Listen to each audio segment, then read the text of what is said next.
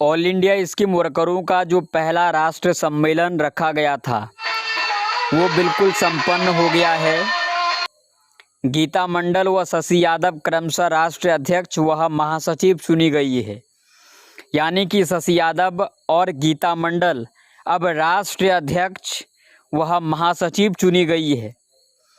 मोदी सरकार ने आम मजदूरों के साथ स्कीम वर्कर्स के साथ किया है विश्वासघात, ये कह रहे हैं बी शंकर।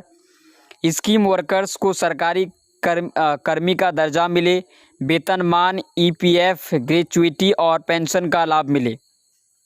इस तरह के नारे लगाए गए हैं राष्ट्रीय सम्मेलन में। स्कीम वर्करों का 2 दिवसीय राष्ट्रीय सम्मेलन आज संपन्न हो गया।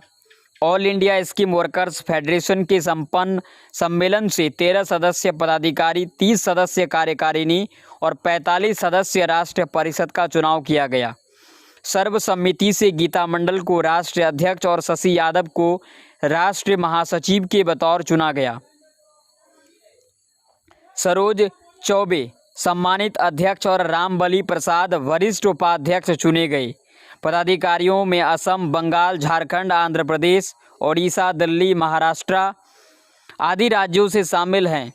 जयश्री बंगाल, सबिता ब्राज जो कि उड़ीसा से हैं, पी सत्तार जो कि आंध्र प्रदेश से हैं, विजय विद्रोही जो उत्तर प्रदेश से हैं, श्वेता राज जो कि दिल्ली से हैं, माया हजारिका जो कि असम से हैं, गीता कश्यप जो कि उत्तराखंड से हैं और सुवर्णा तालेकर जो कि महाराष्ट्र से हैं और आदि पदाधिकारी चुने गए हैं।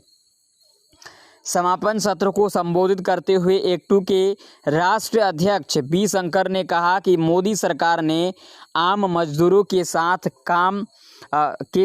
स्कीम वर्कर्स के पेट पर लात मारा है और उनके साथ विश्वासघात किया है। ऐसी सरकार को देश के करोड़ों करोड़ मजदूर अब कतई बर्दाश्त नहीं करेंगी। भारत के मजदूर आंदोलन में एक नया इतिहास बना रहे स्कीम वर्कर्स को सलाम करते हुए उन्होंने कहा कि इस आंदोलन को मंजिल तक पहुंचाने का काम एक्टू करेगा। समापन सत्र को संबोधित करती हुई नवनिर्वाचित राष्ट्रीय महासचिव शशि यादव ने कहा कि जब कोरोना काल में पूरे देश को घर के अंदर ही रहने को कहा जा रहा था, उस समय घर से बाहर निकलकर और जान जोखिम में डालकर देश और जनता की सेवा करने वाले स्कीम वर्कर्स के साथ मोदी सरकार ने गद्दारी की है और राज्य सरकारें भी संवेदनशील नहीं हैं। All India scheme workers federation उनके न्यायसंगत सवालों को आगे बढ़ाएगा और अधिकार व सम्मान की लड़ाई तेज करेगा। सम्मेलन से पारित राजनीतिक प्रस्ताव लिए गए। सबसे पहला प्रस्ताव ये बना कि देश भर में तकरीबन 1 करोड़ स्कीम वर्कर्स जो शिक्षा, स्वास्थ्य, महिला बाल सुरक्षा अभियानों में वर्षों से कार्यरत है, उन्हें जीने लायक वेतन और न्यूनतम सामाजिक सुरक्षा से बाहर रखा गया है। सम्मेलन मांग करता है कि तमाम स्कीम वर्कर्स को सरकारी कर्मी का दर्जा दिया जाए, उन्हें सरकारी कर्मचारी जैसा वेतनमान और ईपीएफ, ग्रेच्युइटी और पेंशन का लाभ मिले। दूसरा राजनीतिक प्रस्ताव ये है कि देश के विभिन्न राज्यों में आशा, आंगनवाड़ी, विद्यालय, रसोइयाँ, ममता आदि स्कीम वर्कर्स के संगठनों को मजबूत बनाते हुए फेडरेशन को मजबूत बनाने का आह्वान सम्मेलन से किया गया।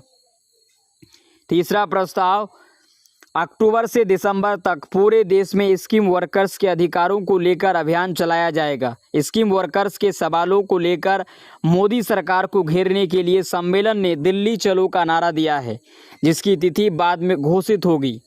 अभी ये तिथि घोषित नहीं हुई है, लेकिन दिल्ली चलो का नारा दिया गया है। चौथा प्रस्ताव ये है कि अन्य संगठनों से बात कर राष्ट्रीय हड़ताल का आह्वान किया जाएगा, जिसकी तैयारी चल रही है। पांचवा प्रस्ताव, देश के लाखों स्कीम वर्कर्स के प्रति मोदी सरकार की उदासीनता के खिलाफ सम्मेलन ने आक्रोश जाहिर किया और मोदी सरकार को 2024 में सबक सिखाने का आह्वान किया गया। छठा प्रस्ताव, सम्मेलन ने देश भर में महिला सम्मान और सुरक्षा पर बढ़ते हमले, महिला विरोधी माहौल और कार्यस्थल पर बढ़ती यौन हिंसा के प्रति गंभीर चिंता जाहिर की।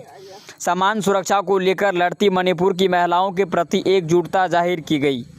यौन हिंसा की शिकार संघर्षरत महिला पहलवानों का समर्थन सम्मेलन ने किया और सत्ता के संरक्षण की भर्त्सना कठोर शब्दों में किया गया। 7वां प्रस्ताव ये था कि संयुक्त किसान मोर्चा और platform of central trade union के संयुक्त आह्वान पर दिल्ली में आहूत 26 से 29 नवंबर के महापड़ाव को सफल बनाने का आह्वान सम्मेलन से किया गया। 8वां प्रस्ताव ये था कि सम्मेलन ने यूपी और हरियाणा में चल रहे आशाओं के आंदोलन का समर्थन किया जाएगा।